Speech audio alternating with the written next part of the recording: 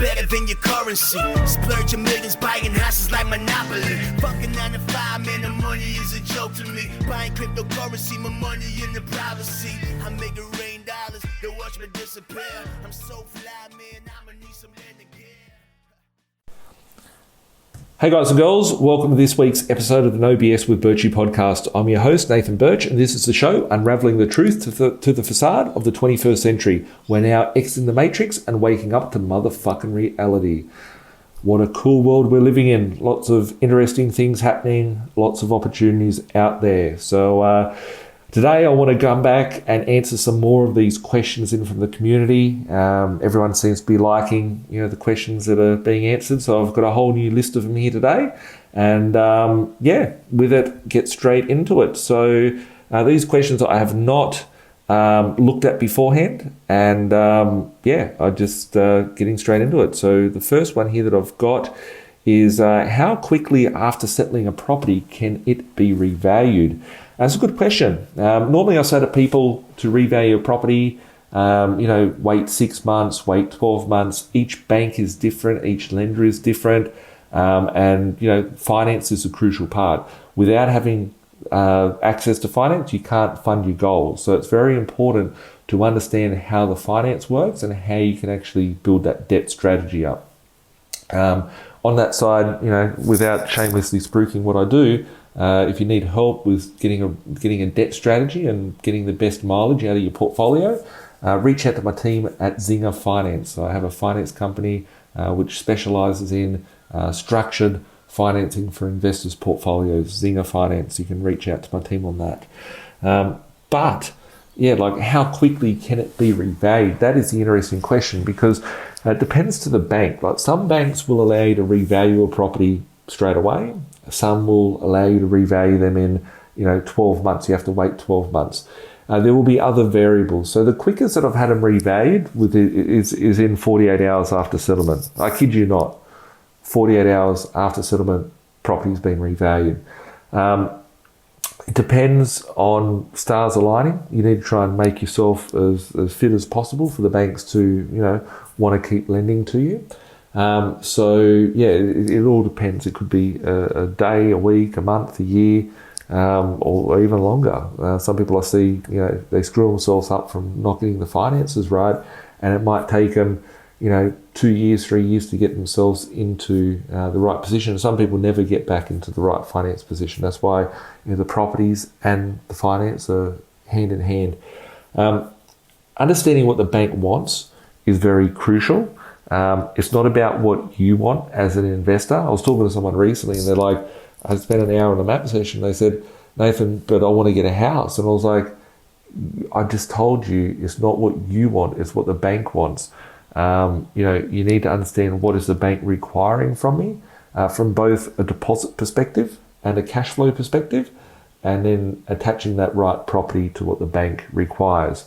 Ideally, if you can make yourself look better at the bank, using a 20% deposit is crucial. When you do less than a 20% deposit, you're going into mortgage insurance territory. When you go to mortgage insurance territory, you bring a third party into the table and they put a whole new set of rules. One of those rules is that you've got to wait 12 months to do a revaluation. Well, it's not a rule, but it just, the policies at the back end of the bank, how they work, sort of makes it so it takes 12 months for you to have to do that. So if you can keep it to an 80% LVR with a 20% deposit, you're in a much better position to get into that equity quicker. Depending on which bank you go to, depending on what type of valuation, there's 3 different types of valuations. They all, you can't control the valuation, you can't control which type of valuation you get ordered. It's all depending on the bank. But some banks will use desktop valuation, some will do full valuation, some will do a curbside valuation, and they all come with different results.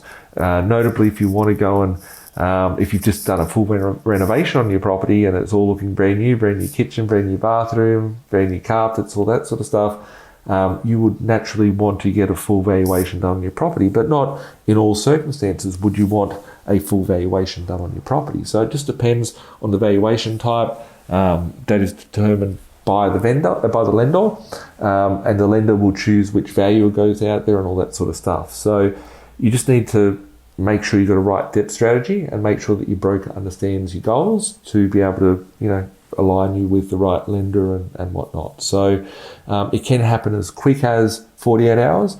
It could happen as long as 6 months, 12 months, 24 months, whatnot. But if you're buying the property below market value with equity in it from day one, there's no reason why you can't go back in 6 weeks, 3 months, 6 months, pull out the equity to go again.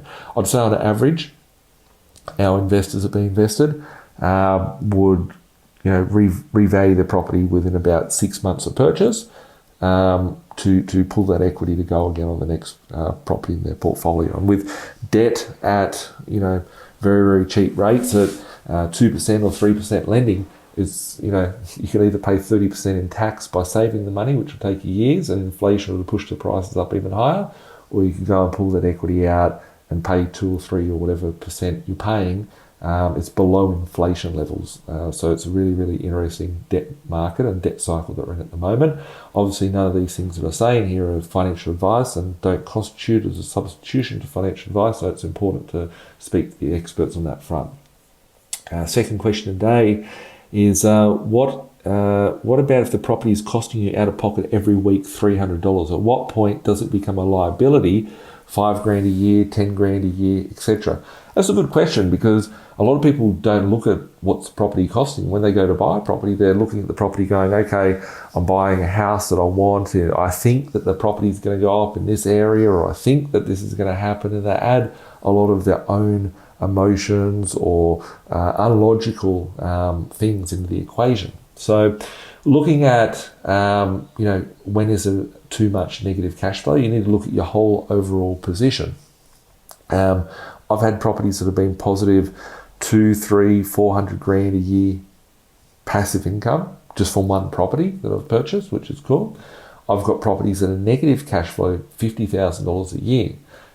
They all achieve different things. Those negative $50,000 properties, I've turned them around. Now they might be negative $10,000 a year, but the property that I bought for $1 million is now worth $5 million within 5 years. So there's lots of variables at play in that scenario.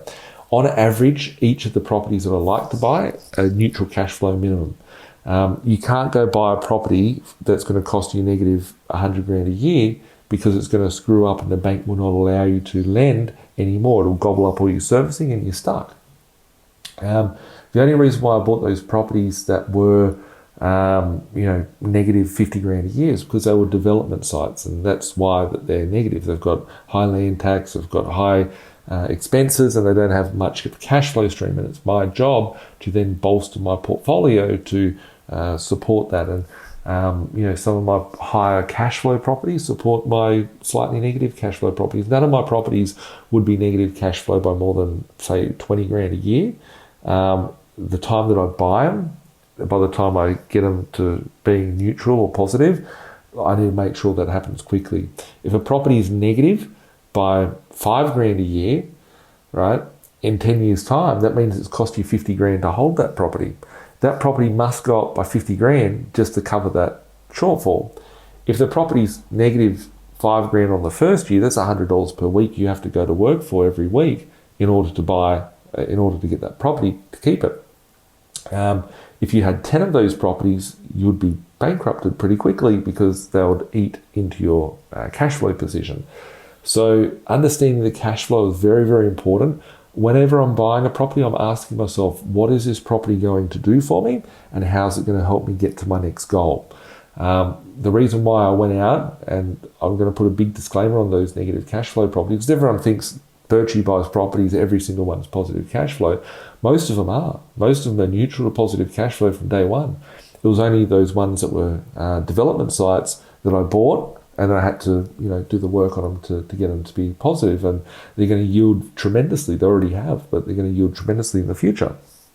But if you're buying a property, like every single property in my foundation portfolio, right from the start, was neutral to positive cash flow. You don't see any business in the history of businesses that have gone out there, set up business, losing money, and survive. They go bankrupt.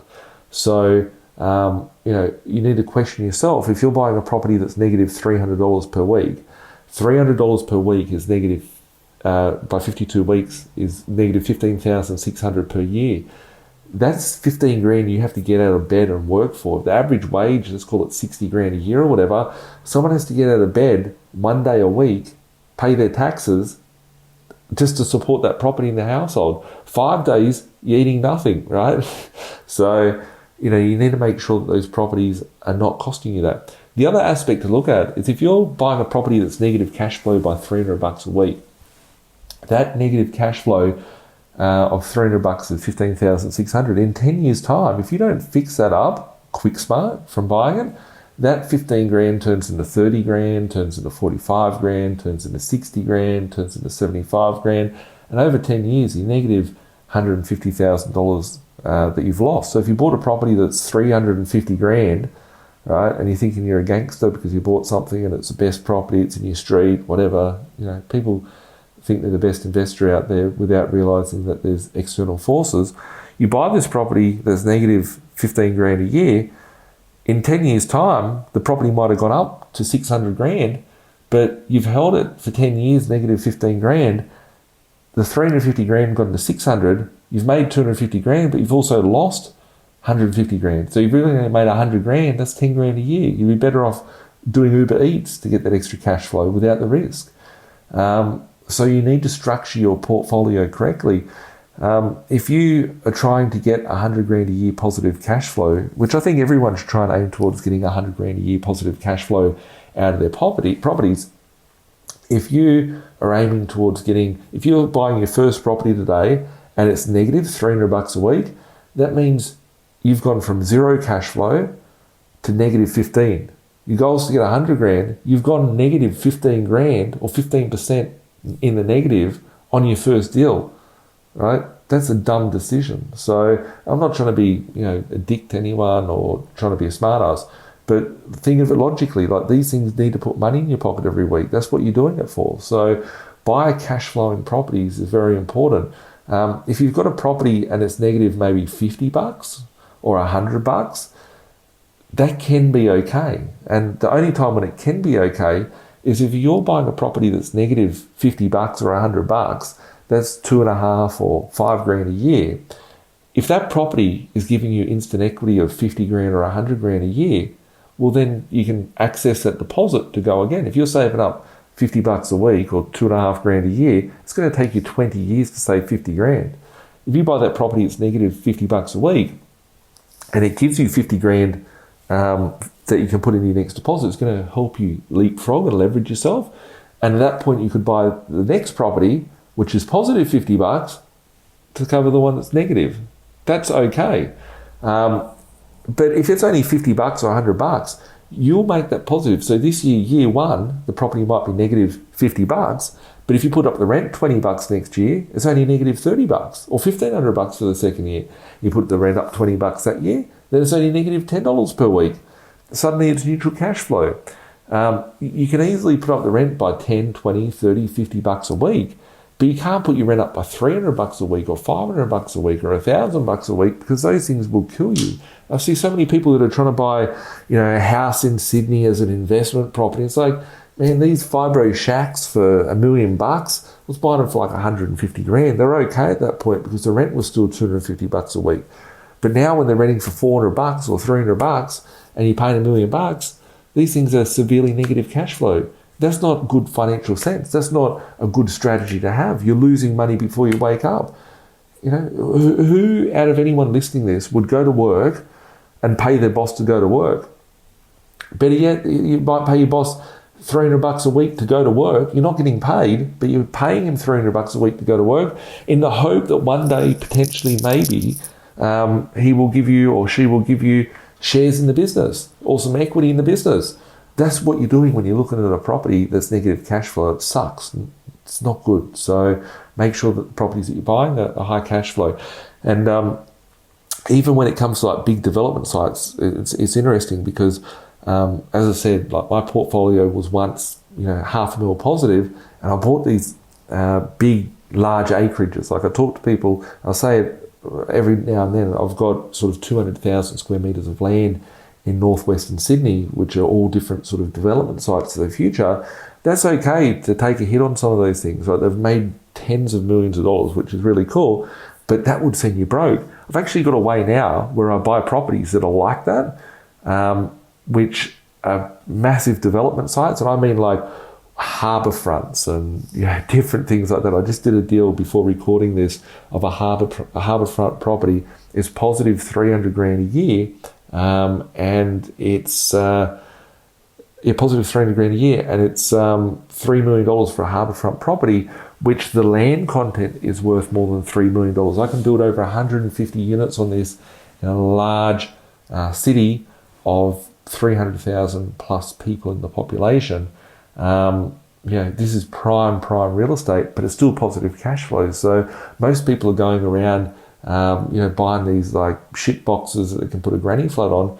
Like, if you spend 150 grand on a granny flat, I think that's ridiculous. You could buy a whole property for 150 grand that rents $300 a week as well, and you've got that asset that's going up with inflation. So, just my 2 cents on that question. What's the next question? Do we wait for you and the team to tell us when to pull out the equity, or do we initiate you and the team when we think we are ready? That's a good question. So, with my investors, I'm constantly looking at their portfolios. I find it funny, like one of the listeners and one of my investors, Scott, he's probably listening to this, he used to write emails to me every Sunday. He's like, I love Sundays. I love waiting for Sundays because that's when you send me the emails and send me a deal. I send deals out every day of the week. I send them out at midnight, 2 o'clock in the morning, 5 o'clock at night, whatever. To my investors, I'm always working to work out, what can we do next and aligning my investor strategies to the next level. But what I do is every week, religiously, like whether it be a Saturday or a Sunday, I find Saturday and Sundays, my downtime where I can focus and have more clarity, because throughout the week time I'm either filming or I'm managing my staff or working on my businesses, doing deals, talking to lawyers, whatever. On the weekends, I'll sit there and I'll go, okay, where are each and every one of my investors are at? What is their position looking like? And I actually go through and review their portfolios on a weekly basis and sort of look at, okay, this is where this person's at. Do they have equity here? Can we pull out equity? I might see a property. It might be a Tuesday night at 11 o'clock at night. I'll be on realestate.com just looking at something randomly, and I'll see a property. I'll be like, shit, I remember we bought one here 3 months ago and 6 months ago or whatever. 10 of my investors paid 50 grand less or 100 grand less. So then I'll flag my team and say, hey, let's go and see what the revaluations are happening in this area, and we pull out equity. Quite often, like probably 80% of the time with my investors, I'll send them an email and say, here's your next property. I've already been able to pull the equity for you. We've got 50 grand equity over here. Here's the next property. You've got the deposit. You don't have to pay for it out of your own pocket. Let's do the next deal. So I'm very proactive on that front. But at the end of the day, you need to be, responsible for your own actions. So I'm not responsible for, if you don't decide to pull equity out or whatever the case may be. So if we have both of our eyes looking over and both of us communicating about it, we continue the conversation happening on a daily, weekly, monthly basis. So most of my investors, like, they might send me a text and say, hey, Nathan, can I pull equity yet? Or they'll send me an email and say, Nathan, can we pull equity? What do we do for the next steps? Every day you should be thinking about, how can I improve my position, whether it be my property portfolio, my life, whatever. When you pull it down to the granular level, that's when you look at your portfolio and be like, what can I do at this position? So I like to be having continuous conversations with my investors. I am very proactive. As I said, like 80-90% of the time, I will initiate that conversation, or my finance team will initiate the conversation. But if you are more proactive on that front, it could happen quicker. So yeah, let's keep conversations happening, guys. Can you talk us through the actual process and what you need to do to pull out equity from a property from start to finish? Wow, I've got lots of equity questions today from everyone. Firstly, speak to Zinger Finance and get the team to help you. Just as a little plug for my businesses.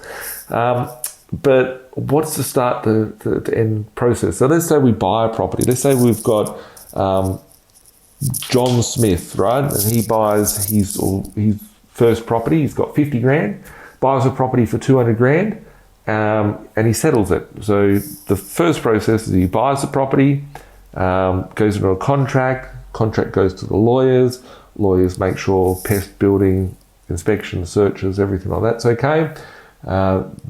Finance gets sorted at the same time. Once the finance is approved, you're happy with all your searches, then you go unconditional, you pay a 10% deposit, wait another 4 weeks, 6 weeks, whatever. The property then settles. The property, you pay the remainder of the balance, being the difference between 10% and the 20% if you're getting an 80% loan. You pay that deposit, the property will become yours. You obviously manage the property, you get the tenant in there, or if it's already got a tenant, you start the process on that front. The property becomes yours. From the day that the property becomes yours, you got to look out there and assess, what are recent sales of properties comparable to mine? What are other properties on the market, same as my property, selling for at the moment? And it's only at that point that you can go, okay, based on recent sales and other properties currently on the market, the value of my property could be between 240 and 260. I paid 200. That's the point that you go and engage your broker or your bank again and speak to them about, getting equity out of the property. So you would go back to your bank or your broker. A lot of brokers will not like doing quick revaluations on the property. The reason being is, it's a lot of work. They don't get paid anything for it, all that sort of stuff. So sometimes at Zinger, with my finance company, we'll charge for the revaluation, depending on the size of it, the loan size and all that sort of stuff, because there is a lot of work involved with it. It's basically rewriting the whole loan, and your broker would lose their commission that they're just being paid to rewrite that loan for you, and they get paid nothing for doing it. But go back to your bank, go back to your broker and push for that revaluation, see what you can get from a value. If you're not happy with that valuation, you might want to take it to a secondary bank or a third bank and see who can get you the best valuation. You need to protect your credit file. So if you go to 5 different banks and ask them to give you a valuation on the property, it'll look like on your credit file when you check out your Equifax report that you've applied for finance 5 times, but you didn't get accepted for it. The banks look at you with a magnifying glass by the fact that you might have a financial delinquency or have an issue with your credit file, and they may not lend to you. So your credit file could be scratched and dirty too much for the bank because it's been checked too much. So make sure that you have a good broker or a bank that will lend to you, and make sure that the people understand your goals. I've only ever worked with people that understands my vision. I could have someone that, might be the whiz-bang person in the world, but if they don't understand what I'm trying to achieve or care about what I'm trying to achieve, then they're not necessarily the right people for me to get to where I want to be, because if they don't understand it, they can't do it. So with it, get your broker or bank to revalue the property. There's different versions of how you can revalue that property, whether it be a full val, a desktop val, or a curbside val. The revaluation comes through. If there's equity in it, then you would go to the bank. Some people, this is where people get confused with it. The broker or your bank might say, well, you've got 50 grand in equity in the property, and then they will try and cross-collateralize your property with the next one. If you do that, you're going to basically hamstring yourself, give yourself no options in the future, and really screw up the chances of you building a large, profitable portfolio. You want to make sure that the loan is independent and standalone to the next property purchase. So if you've bought a property, and let's just run through some quick numbers, you're going to make them up. You've got a calculator for brain. Let's say we buy a property for $200,000 and we revalue it for $250,000. You would get the loan. You buy the property for $200,000, 80% of that is $160,000. You would put down a $40,000 deposit, $160,000 loan. And then if you go back and revalue the property and the bank comes in and says, well, it's worth $250,000, that doesn't mean you get 250 minus 160. You would then get the 250 times it by 80%, which would be 200, meaning that there's 50 grand equity in the deal, 200 grand is a new loan limit, minus your old loan limit, which is 160, meaning that there's $40,000 worth of accessible equity there. you can do a couple of different things, which is rewrite the whole loan, which would mean that you got a new loan for 200, which you'd only do that really if you're going to refinance to a different lender. But if you've got a 40 grand equity in there, the best way would be to just have a top-up loan. So you would have a loan for 160, and then you'd have a secondary loan which would be attached to that property for $40,000. And with those funds, you can access those $40,000 and use that as deposits for further purchasing. That would be in essence the type of structuring of how that would work. So, but as always, I need to put disclaimers here. Like, I am not your financial advisor. I'm not a financial advisor. I'm just a dude that rambles on the internet about cool strategies on how to build wealth with tried and tested sort of strategies that's worked for tens of thousands of different investors. So make sure that you have the right team around you to help you on that journey. What is our next question here? With inflation coming, by refinancing, aren't you just obtaining a larger debt with a smaller purchasing power? How do we tell the right time to stop refinancing and start to do debt reduction? There's lots of finance questions today, guys. I didn't realise what I was walking into. So, look, for those of you that have been listening, you'd understand that I have a very good understanding of how inflation works, how money markets work within the global economy. We're seeing massive levels of inflation in the last 12 months. We've seen everything basically double out there, whether it be a Big Mac meal, clothing, IT equipment, drills and sanders and stuff that you get from Bunnings. Inflation is running rampant. So the big thing about success in investing, and I think my biggest success in investing is not because I'm the best investor with the best property and I've done the best deal out there in the world, which I like to think about, but everybody thinks that that's why they are, because they're the coolest investor. My success has been able to take the biggest amount of assets and inflate the shit out of it, right? And that's my portfolio. So when the market doubles, I want to have a larger portfolio. So if you had $1 million worth of property and it doubles, it goes to 2 million. Do you want 5 million? It turns to 10 million. 10 million turns to 20 million. Do you want 50 mil turns to 100 mil? Do you want $1 billion that turns to 2 billion? The larger the asset base, the larger the end result that'll be. So for me, I see that the money markets, there's so much money printing around the world and currency creation that the dollar is losing its value. $100 used to be a lot. $100 buys you nothing now. 100 grand used to buy you a lot. Doesn't buy you much. It might buy you a nice new family car. $1 million when you're a kid, $1 million, you're a millionaire. Like, you were like the world to do. Like, when I grow up, I want to be a millionaire, like that song, right? I think they changed it to billionaire. $1 million doesn't buy you shit anymore. The reason being is that they've just printed out so much money that it's losing its value. So it's not that the asset is growing up in value. It's not that the house is getting any better or that the house is worth any more. It's just that they've printed so much money. You need more money to buy the same property or the same goods or service. So that's inflation. As we see hyperinflation, we're just going to see 50 years of inflation happen in a 10-year period.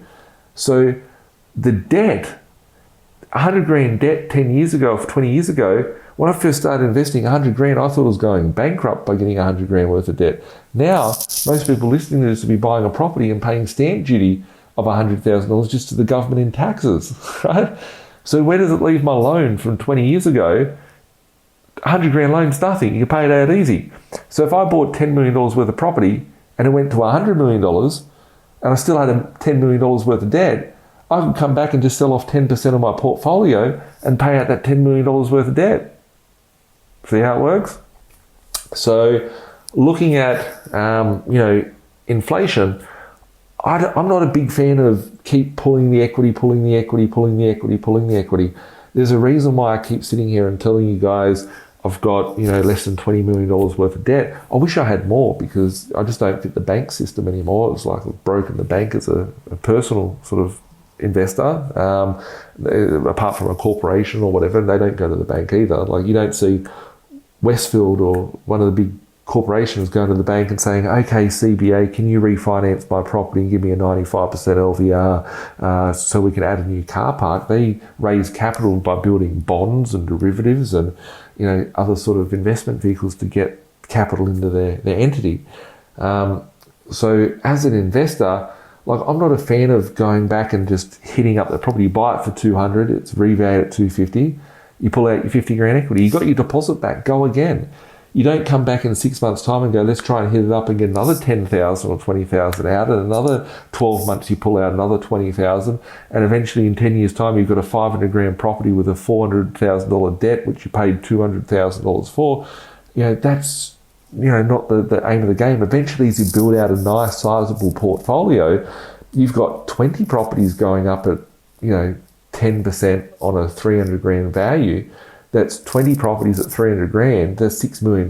If it goes up by 10%, that's 600 grand in equity. It's gone up like that. You haven't had to work. If you're on 100 grand a year, you're making six times the yearly wage just with your assets going up. The goal, and this is probably my biggest part of this talk for today's podcast, is the goal, you know, should be that your net worth grows at a faster rate than your salary, right?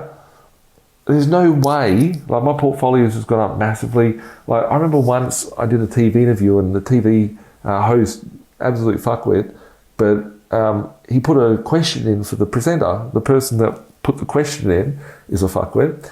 And the question was like, you know, aren't you scared about having $20 million, aren't you scared of having $20 million in debt? And I looked at it, I was like, my portfolio is worth 50 million. This was like 7 or 8 years ago. I was like, my portfolio is worth 50 million.